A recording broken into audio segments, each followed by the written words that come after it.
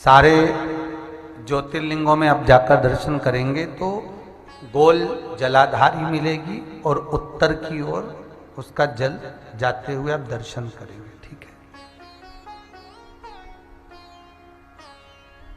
एक जलाधारी जो गोल होती है, एक जलाधारी जो गोल है और जिसके चरण उत्तर की ओर गए हुए हैं, उसका जब हम दर्शन करते हैं तो वो मां जगज्जननी पार्वती जी का हस्तकमल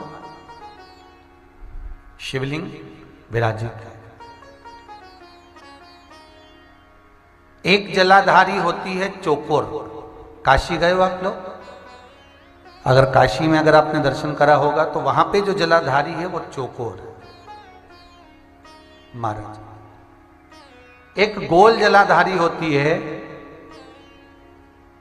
जो सर्व कार्य करने में, पूर्ण फल देने में प्रबल होती है महाराज।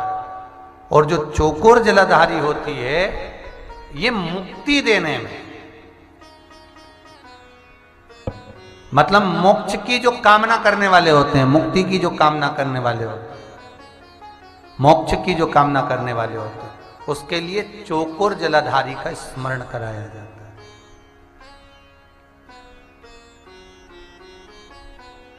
चौकोर जलाधारी। एक जलाधारी होती है त्रिगुणाकार, अर्थात ट्रेंगल, त्रिगुणाकार।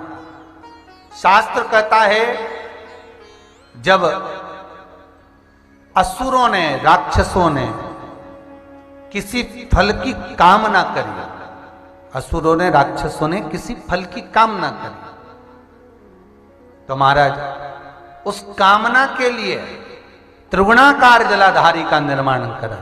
क्यों?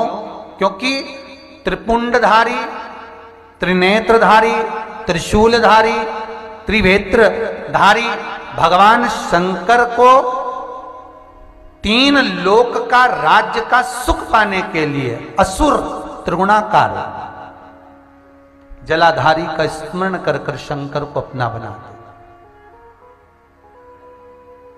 त्रिगुणाकार।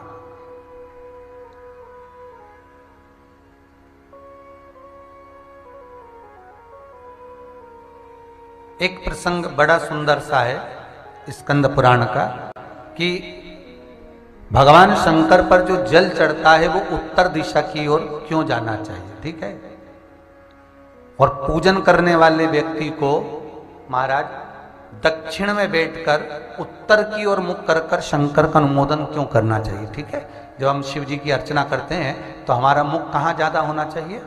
उत्तर की ओर। ठीक है, दक्षिण में, दक्षिण की ओर से हम बैठे हैं, जहां भगवान का जल जा रहा है महाराज उस ओर देखते हुए, अर्थात उत्तर की ओर हमारा मुख होकर हम भगवान के, शंकर की आराधना करें। जैसे पूर्व अभिमुख होकर शिव की जो आराधना करी जाती है वो एक श्रेष्ठता का फल देते हैं, फल देगी, मना नहीं है। पश्चिम की ओर मुख कर कर जो शंकर की आराधना करी जाती है उसका फल मिलेगा, मना नहीं है। पर दक्षिण में बैठकर उत्तर की ओर मुख कर कर जब हम शंकर की आराधना करते हैं उसका जो फल होता है वो शीघ्र प्राप्त होता है। पर ज्यादातर लोग कैसे करते हैं? आप लोगों ने भी तो करा होगा, बोलो जरा जम के। कहां बैठते हो? महाराज जी उत्तर की ओर तो जलाधारी का मुख है, ऐसे एक सहज भाव।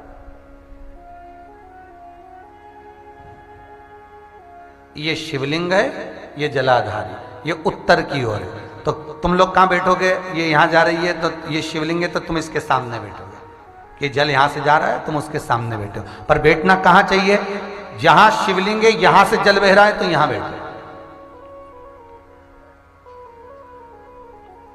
फिर बाद में लोग कहते हैं महाराज जी हम तो शंकर जी की खूब पूजन करते, हमने तो खूब अनुष्ठान करा, पर फल कम क्यों मिला? उसका कारण है पूर्वाभिमुख होकर करोगे मिलेगा, पर थोड़ा समय लगेगा। पश्चिम अभिमुख होकर करोगे मिलेगा, थोड़ा समय लगेगा। पर शिव आराधना में जब दक्षिण में बैठकर उत्तर का मुख कर कर जहां शिव का जल जाता है, बस यहां बैठकर अगर आप शंकर की आराधना कर रहे हो तो वो कामना पूरी होने में देर नहीं लगती, कार्य जल्दी ही पूर्ण हो जाता है। पर दुनिया के लोगों तो वही हिसाब से जाते हैं, जैसे शंकर जी के मंदिर में जाओगे तो इधर पानी बह रहा है तो तुम सामने जाके जल चढ़ाना चाहोगे, या उधर बैठकर जल चढ़ाना चाहोगे। तुम्हारी जो इच्छा है, तुम्हारी जो आनंद है, ब्राह्मण भी अगर आपको बिठाएंगे तो पूरा पश्चिम का मुख कर कर बिठाएंगे, यहाँ बैठ जाओ, यहाँ से पूजन करो, यहाँ बैठ जाओ। पर उसमें शिव महापुराण में, स्कंद पुराण में कहा गया कि भगवान शिव को रिझाने के लिए सर्वश्रेष्ठ स्थान, कि काल को भी जीता जाए और दक्षिणवर्ती का काल हो, पितरों को भी जीता जाए, दक्षिणवर्ती का पितृभाव, असुरों को हर तरह से जो हमारे कार्य को सिद्ध करे, तो उत्तर की ओर क्यों, तो उसका भी वर्णन किया गया महाराज। एक बार बड़ा सुंदर चरित्र, भाव से सुनिएगा। कई लोगों के मन में यह प्रश्न आता है कि उत्तर की ओर भगवान का जल क्यों जाता। एक बार भगवान भूत भावन भूतेश्वर, मेरा शिव, मेरा त्रिकालदर्शी, मेरा कैलाशी अविनाशी, मेरे शंकर विराजमान